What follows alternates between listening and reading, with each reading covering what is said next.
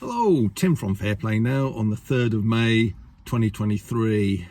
So it was quite funny yesterday because I was on, I think it must have been YouTube, and you know how sometimes it cuts off the headline of a video so you can't quite see the whole thing. So I'm looking at this headline and it says Corona, and I'm thinking, oh, what's someone saying about the lurgy now? So I go into there and it's not about the lurgy and what we've had for the last 3 years at all. It was about the coronation, and it just so happened the last 4 letters were cut off. So it's interesting, isn't it? The first 6 letters of the word coronation is corona. I suppose it would be because corona is another word for crown, isn't it? But it's quite ironic, and I wonder how many people actually made that connection, because I certainly didn't until I saw that cut off headline kind of thing. So it kind of made me chuckle a little bit. So that brings me on nicely to what is a sovereign being or a sovereign entity. I was never really totally aware of the exact definition until recently, and the way I understand it, at least, is to be sovereign means there is nothing between you or the entity, whatever it is, and their creator. So you, me, and every other human being, we are all sovereign beings, and that differs from something like Parliament, for instance, who like to think they're sovereign, but they're not, because they were created by people. Some stage people sat down and thought, well, it'd be a good idea to have a parliament, and so they created it. So that's not a sovereign entity. And people like politicians and even royalty, they're sovereign, but only as individual human beings. So someone like Charlie Boy, he might like to think he's a sovereign over us all and over the whole country, but he's not. He's a sovereign entity in his own right, but he is not a sovereign over us because he didn't create us. Parliament didn't create us. So the only thing that we need to sort of be aware of that is above us is our creator. Now, you might sort of think of your creator as God, or if you're not religious, or you're from partake in another religion, whatever your creator is, but we'll just use the term creator for now. For me it's God, but it might be different for you, so I'll just use the term creator.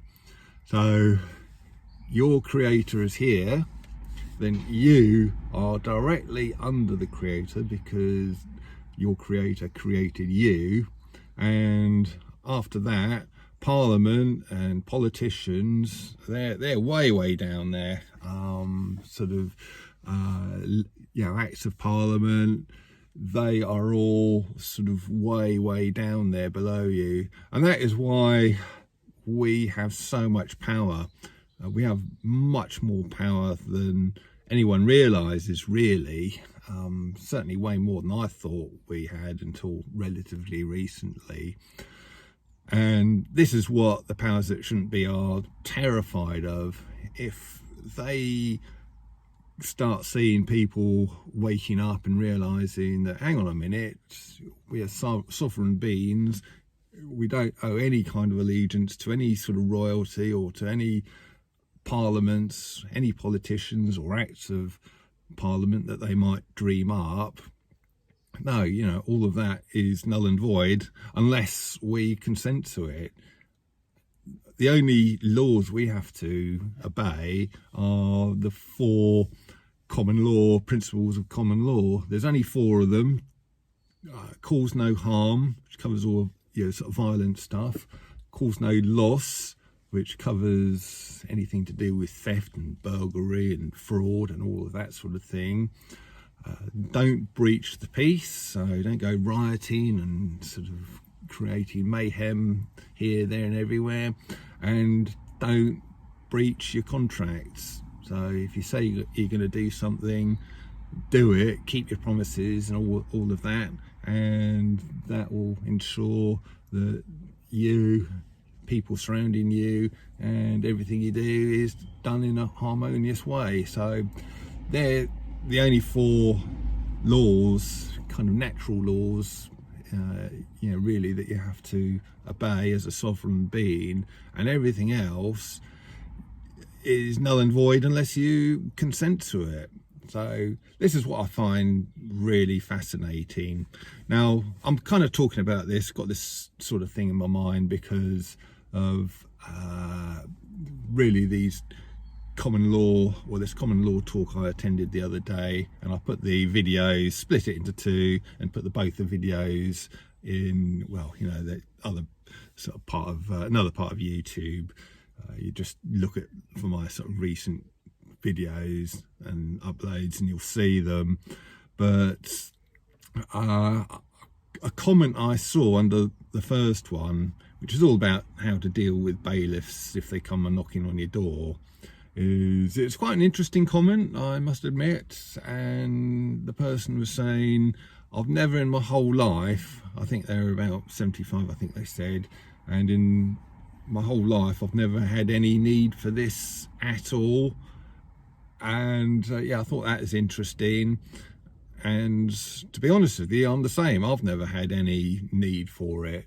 But that's not the point, really. The point is we need to know this stuff and be prepared, because we would have needed it if, say, for instance, they'd brought in the V passports and then they started fining the likes of you and me, like the likes of Nick Ferrari wanted to do.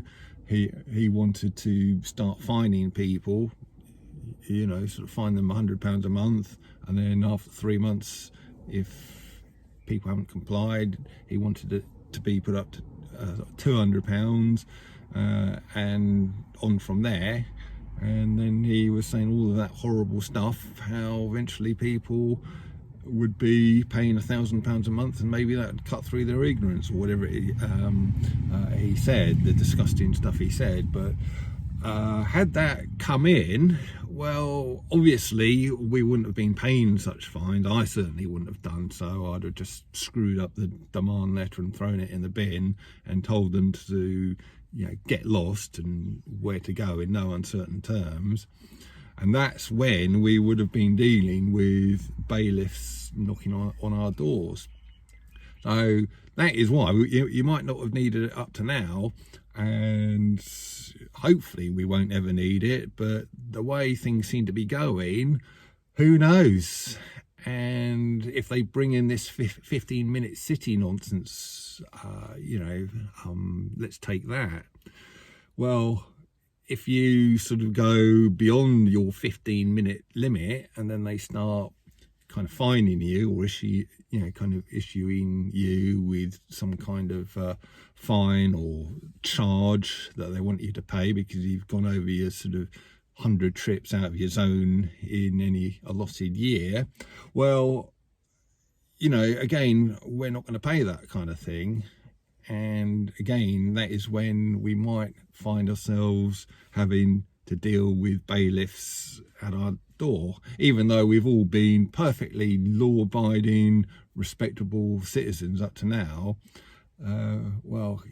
If they're going to bring in undemocratic, draconian laws and rules and regulations like that, we're going to disobey it. It's actually our duty to disobey it, but we need to be prepared.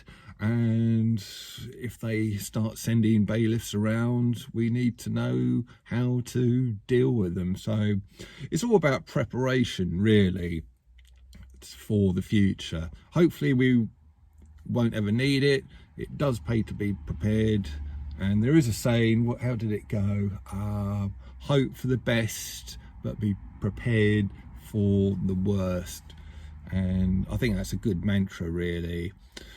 And then that leads me neatly on to the last thing I want to talk about today. It's been a very, very long time since I've talked about prepping, my prepping efforts. Yes, I'm growing some vegetables in the garden. Yes, I've got my little stash of food and other bits and bobs, around my house and that kind of thing. To be honest with you, I could do with getting into it a lot more and getting myself really sorted out on that score. What I'd quite like to know, because last time I asked for this, is I got quite a good response, but it's a long time ago.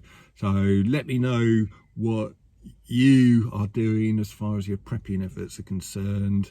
Have you just got a few tins tucked away in a cupboard that you don't use that often, and you've got enough supplies there, a few tins of food, some bottled water that's going to last you for a few days or maybe a week? Or have you gone into it in a lot more depth and you've got sort of 3, 6, 9 months, 12 months supplies somewhere in your sort of property?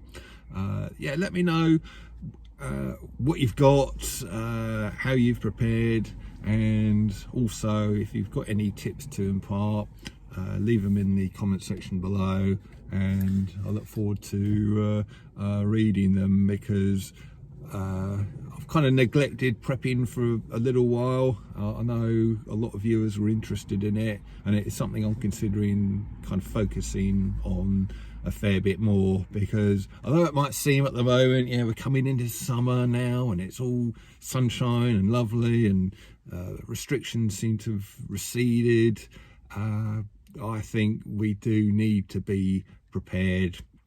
And it's a sensible precaution, and if there's anything the last 3 years has taught me, is that people who do prepping and who are into prepping, they're not crazy or ridiculous. It's vital that we do so. We've seen a lot of things in the last three years, everything from toilet roll shortages to fuel shortages, to shortages of various other things, sort of eggs and flour and pasta and goodness knows what else, and goodness knows what else we're going to be short of in the future. So it is something I think we need to concentrate on.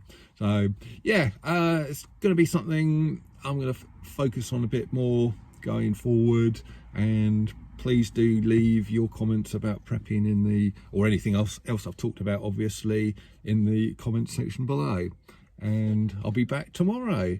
Tim from Fair Play Now. Thanks for watching.